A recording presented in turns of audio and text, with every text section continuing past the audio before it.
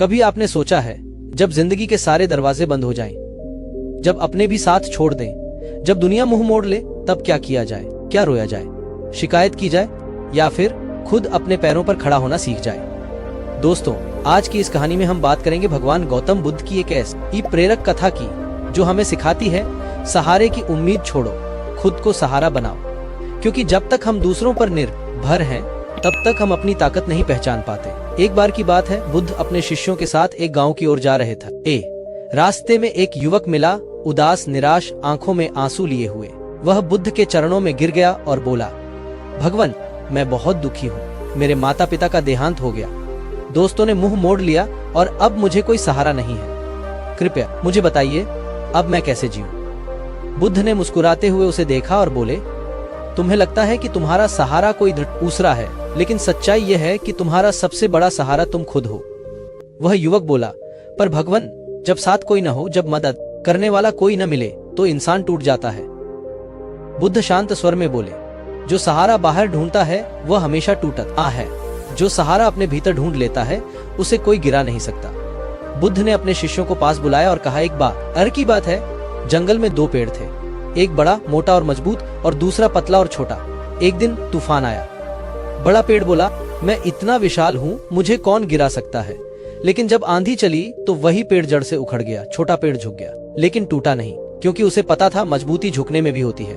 बुद्ध बोले, जिस तरह वह पेड़ झुकना जानता था, वैसे ही इंसान को परिस्थितियों के आगे झुकना और खुद को संभालना सीखना चाहिए।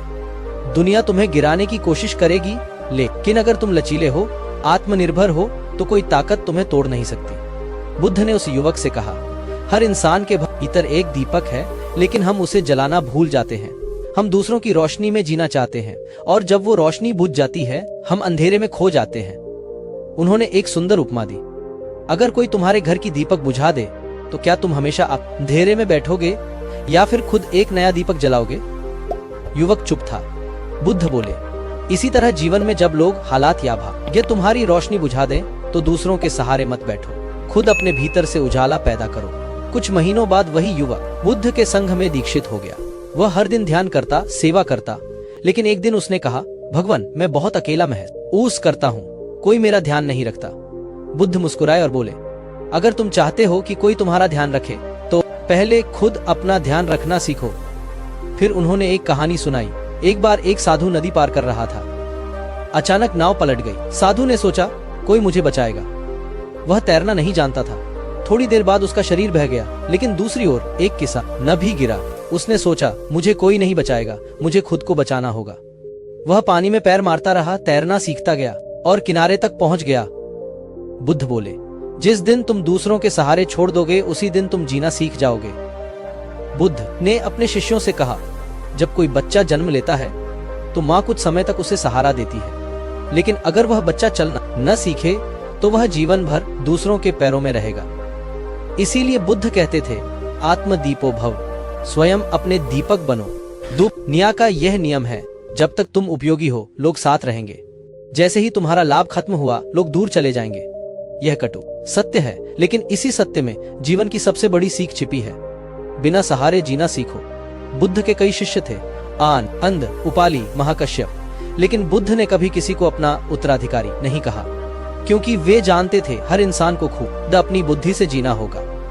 बुद्ध ने कहा, किसी भी बात पर आंख मूंदकर विश्वास मत करो, चाहे वो मेरी ही क्यों न हो। खुद परखो, समझो, और जो सही लगे वही अपनाओ। यही आत्मनिर्भरता की सबसे ऊंची अवस्था है, जहां इंसान अपनी सोच, अपने विवेक और अपने कर्मों से अपना रास्ता बनाता है। दोस्तों, जिंदगी में हर किसी को किसी न किसी वक्त अकेला रहना पड़ता है।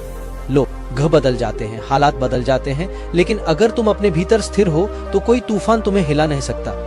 याद रखो, सहारा नहीं, साहस जरूरी है। शिकायत नहीं, संघर्ष जरूरी है। दूसरों पर निर्भरता नहीं, आत्मनिर्भरता जरूरी है। बुद्ध की यही सीख थी, अपने दीपक खुद बनो, क्योंकि जब तुम खुद रोशनी बन जाओगे, तो दुनिया की अंधेरी तुम्हें कभी छूना नहीं पाएगी। अगर दुनिया छोड़ दे, तो दुखी मत होना, क्योंकि जब तक तुम खुद के साथ हो, तुम कभी अकेले नहीं हो। धन्यवाद।